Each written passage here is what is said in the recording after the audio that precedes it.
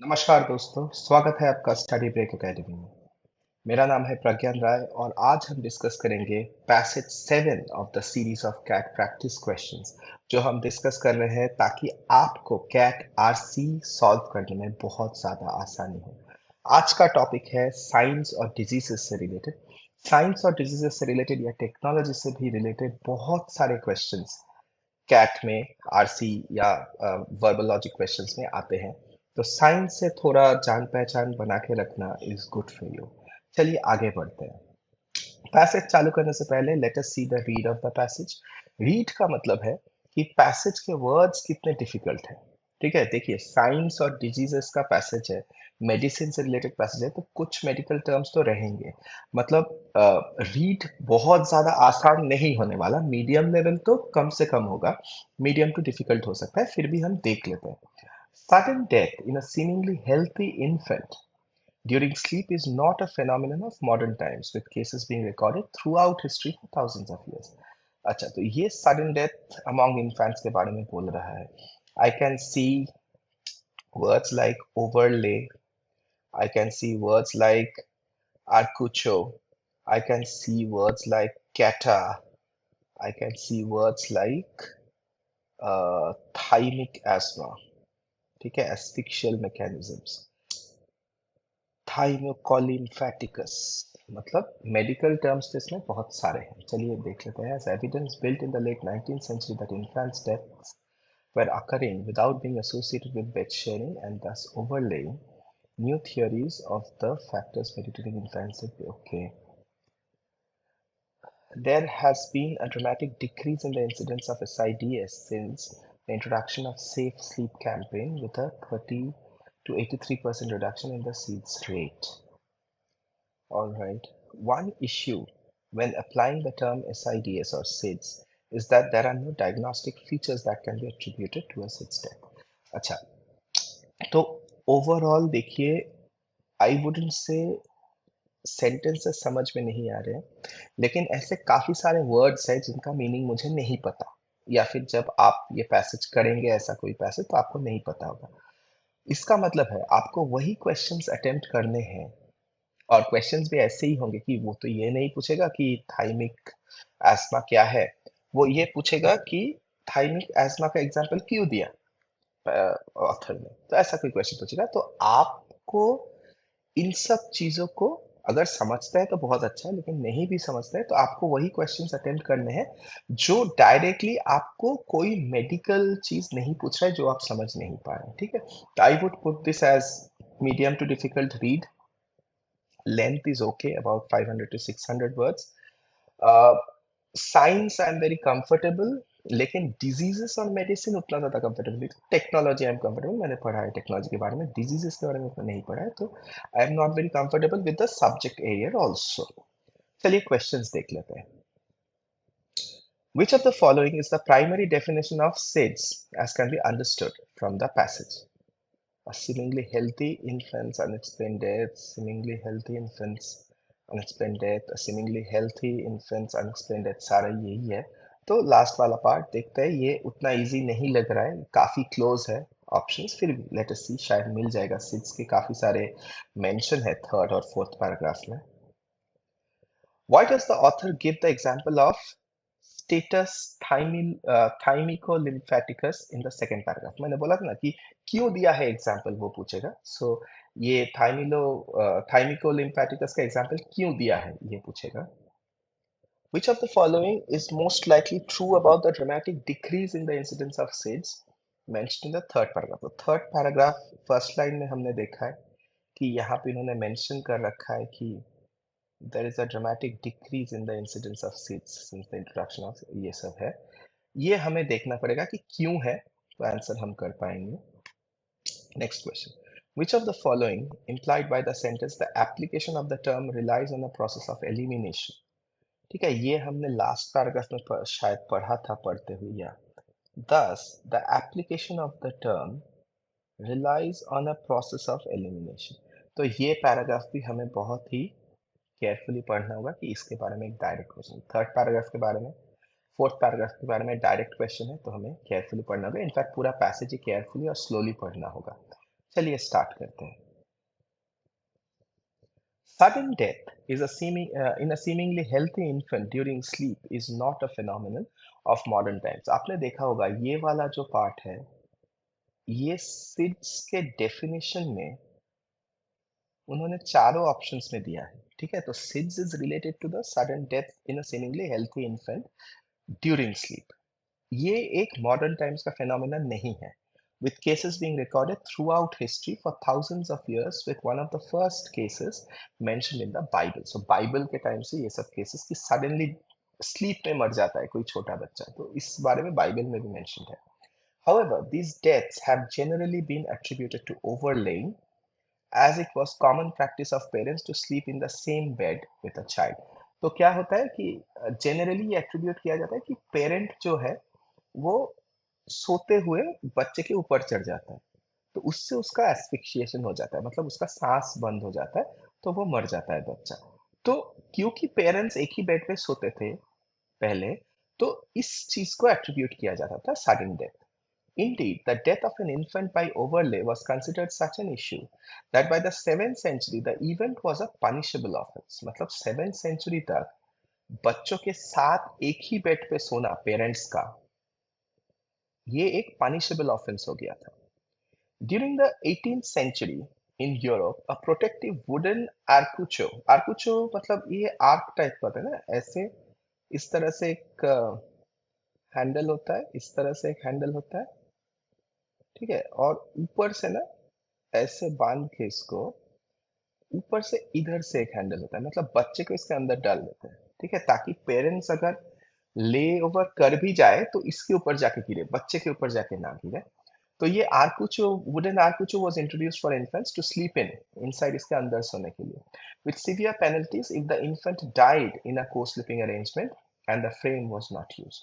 तो बच्चों के लिए जिनके घर में बच्चे होते थे उनको आर्कुचो दिया जाता था. ये एक इटालियन टर्म है आर्कुचो. आर्कुचो यूज ना करना एक बहुत ज्यादा पेनल्टी ड्रॉ करता था. By the 19th century, the belief that the death of infants during sleep was due to overlaying was so entrenched that death was still attributed to this despite evidence suggesting otherwise, with calls for co-sleeping of parents and children to be illegal, especially if the parents were in an intoxicated state. So, in fact, 19th century तक ये death by ओवरलेइंग, मतलब बच्चे के ऊपर चढ़ जाना, ये death इतना ज्यादा इनफेमस या इतना ज्यादा लोगों के दिमाग में बैठ गया, एंट्रांस्ड हो गया लोगों के दिमाग में, कि लोग ना इस चीज को, कोई भी बच्चा किसी भी रीजन से मरे इसी को एट्रीब्यूट कर देते थे, और बच्चों के साथ सोना ही इलीगल कर दिया था. स्पेशली लाइक ड्रंकन स्टेट में अगर है, अगर पेरेंट्स पिए हुए हैं तो बच्चों के साथ सोना इलीगल था. This belief was maintained for the next 100 years. While fewer deaths are attributed to overlaying in modern times, it is often impossible to exclude this possibility when death has occurred in bed sharing situation, which often leads to a diagnosis of undetermined. क्या मतलब है इस sentence का?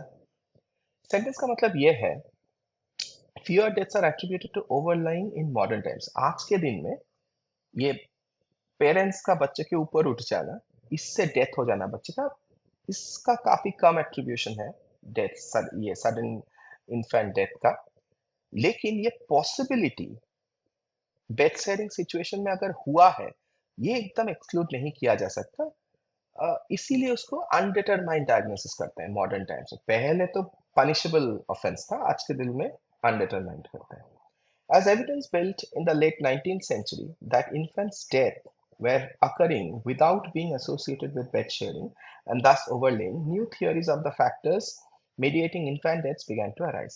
तो 19th century में ये evidence आया कि infant का डेथ बेड शेयरिंग के बिना भी हो रहा था. सडनली नींद में मर जाना, ये डेथ बेड शेयरिंग के, पेरेंट्स के साथ बेड शेयरिंग के बिना भी हो रहा था. तो इससे क्या हुआ, बहुत सारे थियोरीज आ गए फैक्टर्स को लेके कि इस वजह से हुआ होगा, इस वजह से हुआ होगा. In 1830, Dr. J.H. Kopp's thymic asthma proposed the enlargement of the thymus in some infants resulted in a buildup of pressure leading to tracheal obstruction. 1830 में डॉक्टर जेज कॉप थे, उन्होंने बोला कि बच्चों में थाइमिक एस्मा हो जाता है। एक थाइमस एक ग्लैंड है जो एक्चुअली वो ट्रैकिया जहाँ से लंग्स में हवा जाता है ना, वो ट्रैकिया के पास वो अगर बढ़ गया थाइमिक एस्मा की वजह से, तो उससे ट्रैकिया में प्रेशर पड़ता था और सांस बंद हो जाता था। वो एक रीजन बताया। Others suggested intrinsic asphyxial mechanism, suffocation cata. Suffocation cata मतलब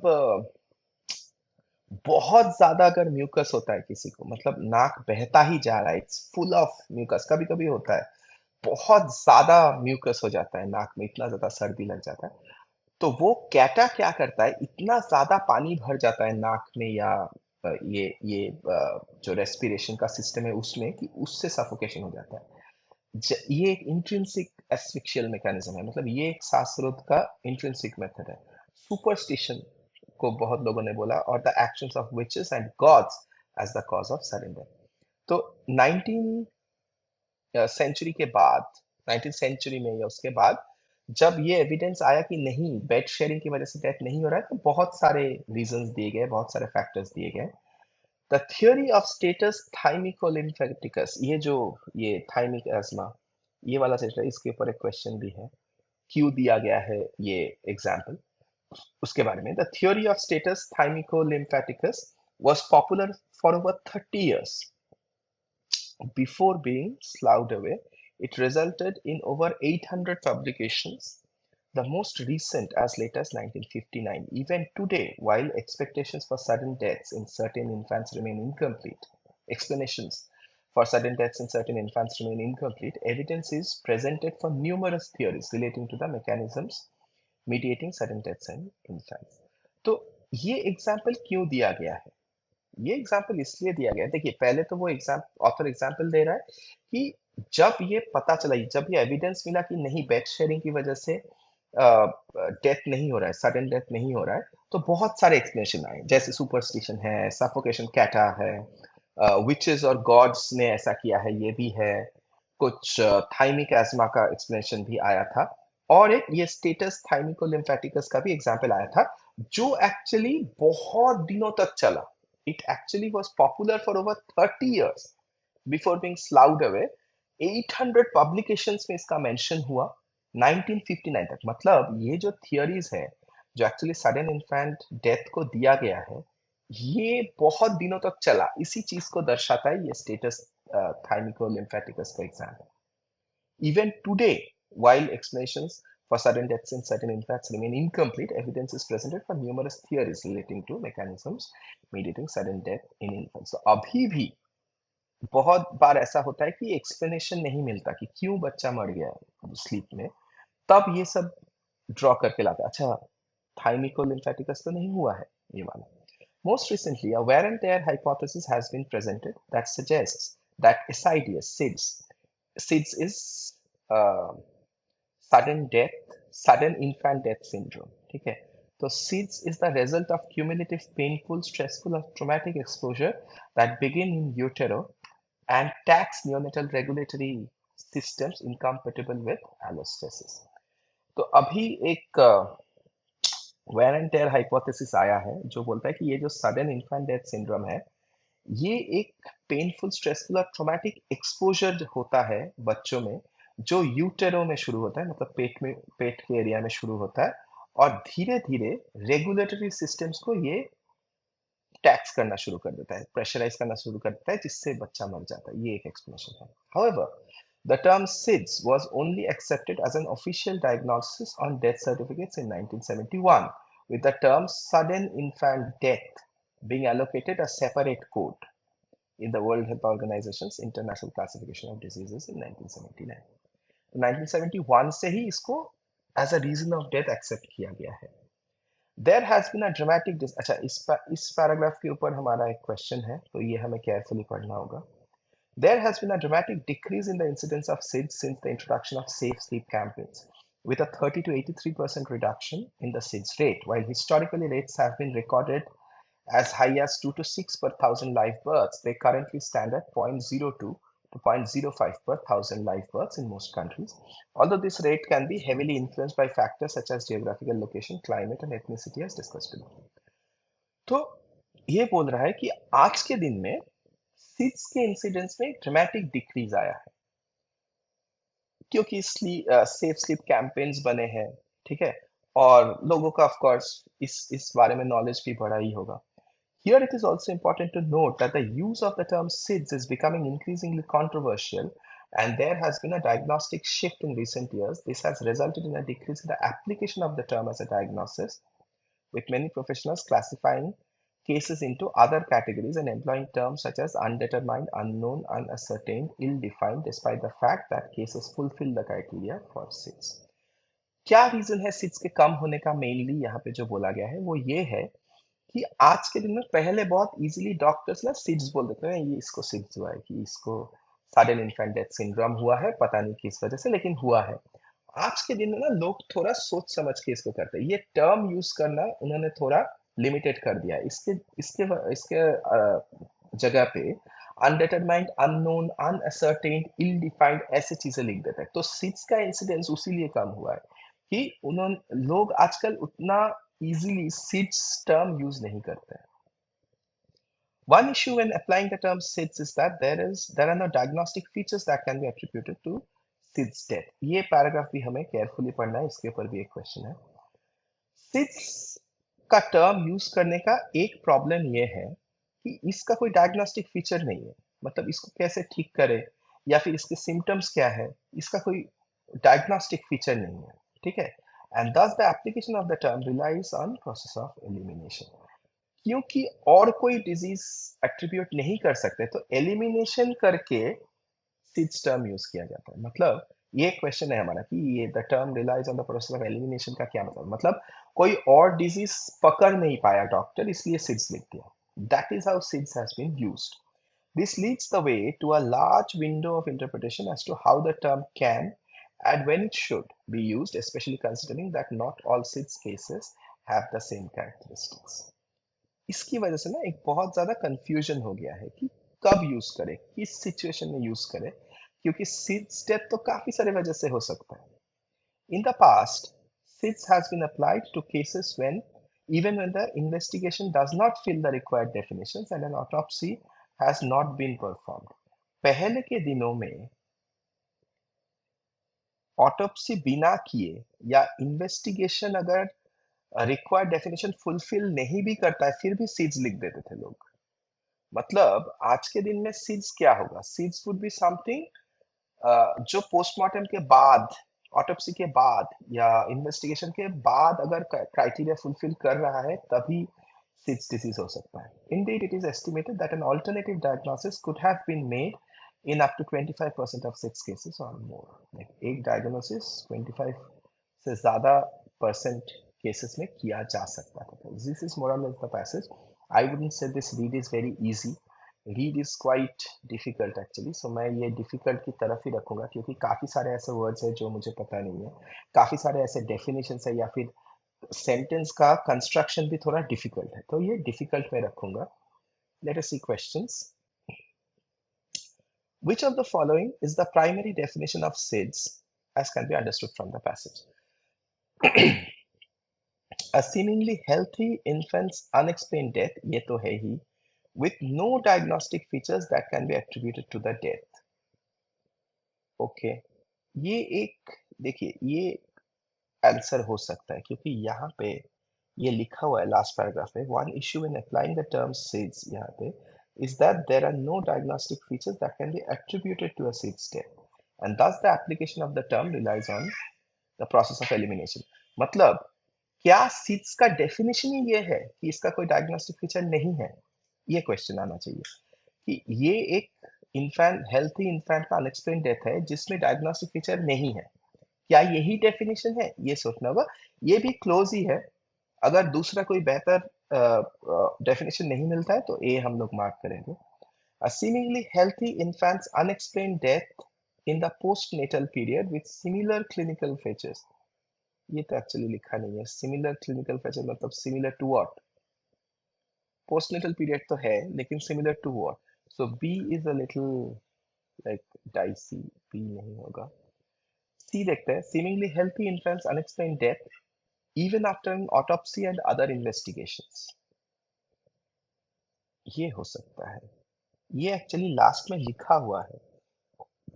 In the past, SIDS has been applied to cases even when the investigation does not fulfill the required definitions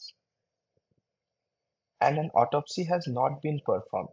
तो मतलब SIDS वो डिजीज है, वो symptom है कि autopsy किया गया है, इन्वेस्टिगेशन किया गया है, फिर भी हम लोग बता नहीं पा रहे हैं कि किस वजह से डेथ है, तो हम लोग बता देते हैं कि ये सिड्स है, मतलब सडन इन्फेंट डेथ सिंड्रोम है, मतलब ऑटोप्सी किया गया है और कुछ इनफैक्ट यहाँ पे लास्ट में बोला गया है it is estimated that an alternative diagnosis could have been made. तो ये सब करने के बाद भी अगर पता नहीं चलता कि बच्चा क्यों मर गया, तो हम लोग उसको सिड्स का नाम देते हैं. तो most likely C is answer. A से थोड़ा बेटर लगता है सी. वैसे ए भी क्लोज ही है, लेकिन ए से थोड़ा बेटर सी लगता है, क्योंकि सीड्स का डेफिनेशन ये नहीं हो सकता कि इसका कोई डेफिनेशन नहीं है. ठीक है, अगर कोई डेफिनेशन है तो सीड्स में डाल दो. अगर कोई डेफिनेशन, अगर रीजन पता ना चले, ऑटोप्सी सारे इन्वेस्टिगेशंस करने के बाद, सारे डायग्नोसिस करने के बाद अगर पता ना चले, तो हम लोग सिड्स लिख सकते हैं. तो इसका एक डेफिनेशन हो सकता है most likely. A seemingly healthy infant's unexplained death, presumed to have occurred during sleep itself or in the transition between sleep and waking. नहीं, ये तो नहीं लिखा हुआ है कहीं पे भी. तो D is not your answer. C is the best answer. A is also close, लेकिन C is better than A, तो मैं तो C के साथ ही जाऊंगा, लेकिन ये क्वेश्चन काफी डिफिकल्ट है. Next question. Why does the author give the example of status thymico-lymphaticus in the second paragraph? वो तो हमने देखा है, स्टेटस थाइमिको-लिम्फेटिकस का एग्जाम्पल क्यों दिया है, हमने डिस्कस भी किया है. ये इसलिए दिया है क्योंकि वो बताना चाहते थे कि इस तरह का एक एक्सप्लेनेशन जो एक्चुअली ट्रू नहीं भी हो सकता है, वो बहुत दिनों तक रहा है सडन इन्फेंट डेथ सिंड्रोम के से related. So let us see. To prove that the concept of status thymico-lymphaticus led to the acceptance of SIDS at the WHO. नहीं, ये तो नहीं है. WHO ने एक्सेप्ट बहुत बाद में किया, ऐसा नहीं कि इस चीज की वजह से किया. To show that although many theories have been discredited, they have led to strong followings. B is correct. ये भी एक्चुअली, ये जो स्टेटस थाइमिको-लिम्फेटिकस का थियोरी है, ये भी एक्चुअली लाइक ये खत्म हो गया था, हैज बीन 30 इयर्स तक चला, फिर ये स्लाउड अवे हो गया, लेकिन अभी भी इसका रेफरेंस लिया जाता है, मतलब बहुत दिनों तक चला बिफोर बीइंग डिस्क्रेडिटेड. तो B is something that this example shows. To explain that the thymic asthma theory is a precursor to the wear and tear hypothesis. नहीं, ये तो नहीं बताया गया है, रिलेटेड ही नहीं है दोनों. To elucidate that the status thymico-lymphaticus theory is the longest running and the most productive explanation of SIDS. नहीं, ये तो नहीं है, ऐसा भी नहीं बोल सकते कि it's the most productive explanation या longest running है. B is the best answer that we can get out of the four options. कि वो दिखाना चाहते हैं कि ऐसी कोई थ्योरीज है जो बाद में डिस्क्रेडिट कर दिए गए हैं, लेकिन बहुत दिनों तक चलाई. इनफैक्ट आज भी उनका रेफरेंस दिया जाता है, कभी कभी 1959 में लास्ट रेफरेंस मिला था. तो B is the closest answer. ये भी मैं डिफिकल्ट में ही रखूंगा, this is not easy. Next one. Which of the following is most likely true about the dramatic decrease in the incidence of SIDS mentioned in the third paragraph? Dramatic decrease third paragraph में mention किया गया है, हमने इसको पढ़ा है और discuss किया है. लेट अस सी. मोस्ट लाइकली ट्रू पूछ रहा है वो. The reason for the dramatic decrease in the number of SIDS cases are demographical and locational. नहीं, यहाँ पे बोला गया है कि बहुत सारे देशों में ये कम हो गया, इनफैक्ट सारे देशों में ये कम हो गया है, फिर भी this rate can be heavily influenced by factors such as geographical location, climate and ethnicity. uh, देखिए, this is not the reason actually. इस वजह से कम हो गया है ये नहीं है, ठीक है. So A is in fact not correct. B देखते हैं. All six cases after the introduction of safe sleep campaigns have been named under more newly introduced diseases. ये भी थोड़ा डाइसी है, क्योंकि all हम लोग नहीं बोल सकते, all तो नहीं है, all six cases तो नहीं है, कुछ six cases, बहुत सारे six cases इसके अंदर चले गए हैं. The actual reason for the reduction in the number of six cases is unknown as it depends on multifarious factors. ये सही हो सकता है. Reason for the reduction is actually unknown बहुत सारे रीजंस एक्चुअली यहाँ पे दिया हुआ है, ये एक्चुअली ट्रू है। आप अगर देखेंगे, यहाँ से देखिए, this rate can be heavily influenced by factors such as geographical location, climate, ethnicity, as discussed below. Here it is also important to note that the use of the term SIDS is becoming increasingly controversial. ये भी एक reason है। Diagnostic shift हुआ है recent years में। इस term का application भी कम हो चुका है। Many professionals are classifying cases into other things. SIDS का कोई diagnostic feature नहीं है, इसलिए application process of elimination से होता है। So ऐसा कोई fixed reason नहीं है कि SIDS के cases क्यों कम हो गए, but like there are many reasons, multifarious reasons. Actual reason is unknown.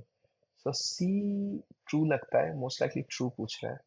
Changes in terminology could be partially responsible for the reduction in SIDS rate as opposed to an actual reduction in the number of deaths. हाँ, ये वाला C से भी बेहतर है, C भी सही है, not गलत, लेकिन D और भी ज्यादा करेक्ट है। इनफैक्ट ये बोल रहा है कि अ, ये जो टर्मिनोलॉजी जो चेंज हुआ है, यहाँ पे बोल रहा है the application of the term as a diagnosis with many professionals classifying cases into other categories and employing terms such as undetermined, unknown, unascertained, ये वाला यहाँ पे थोड़ा आ गया है। ठीक है कि ऐसा नहीं है कि एक्चुअल सिक्स केसेस रिड्यूस हो गए हैं, बट टर्मिनोलॉजी चेंज हो गया है। आज के दिन में थोड़ा सोच समझ के टर्मिनोलॉजी यूज करते हैं, तो इससे सिक्स रेट में थोड़ा रिडक्शन आया है। एक्चुअल रिडक्शन आया या नहीं वो बोल नहीं सकते, लेकिन टर्मिनोलॉजी चेंज हो गया है, डायग्नोस्टिक शिफ्ट हुआ है रिसेंटली, तो थोड़ा कंट्रोवर्शियल बन गया है ये सीड्स यूज करना। उसकी वजह से सीड्स यूज नहीं करते हैं डॉक्टर्स, इसलिए रेट कम हो गया है। एक्चुअली नंबर ऑफ डेथ्स कम हुआ है या नहीं वो नहीं बता सकते। So D is the best answer for this question, option D. C भी क्लोज है, लेकिन सी थोड़ा वेग भी है डी से, D is better. So D is something that I will go for.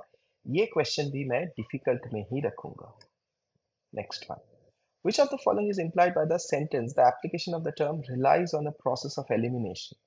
ये फोर्थ पैराग्राफ में हमने अंडरलाइन कर रखा था। Let us see, when no known cause of death और contribution factors can be determined the term SIDS is utilized. A हो सकता है this is the process of elimination actually, कि हमें कोई डेथ का रीजन पता नहीं चल रहा है, तो हम सारे रीजंस हटा के चलो लास्ट पे सिड्स डाल देते हैं। ये ए ऑप्शन होता है, हो सकता है। The term has been eliminated from the vocabulary of medical science terminologies, नहीं। Whenever the term SIDS has been used, alternative diagnosis has been limitedly used by professionals. नहीं, this is not, ये सही है कि SIDS यूज कर देते हैं, चलो दूसरा कुछ हिस्ट्री में हमने देखा है कि ऑल्टरनेटिव डायग्नोसिस 25% केसेस में हो सकता था, लेकिन उन्होंने नहीं किया। लेकिन this doesn't mean this the application of the term applies on the process of elimination. सब कुछ एलिमिनेट करने के बाद ही SIDS डाल देते हैं वहां पे। The term SIDS is used when medical investigations do not fulfill the required definitions of other diseases.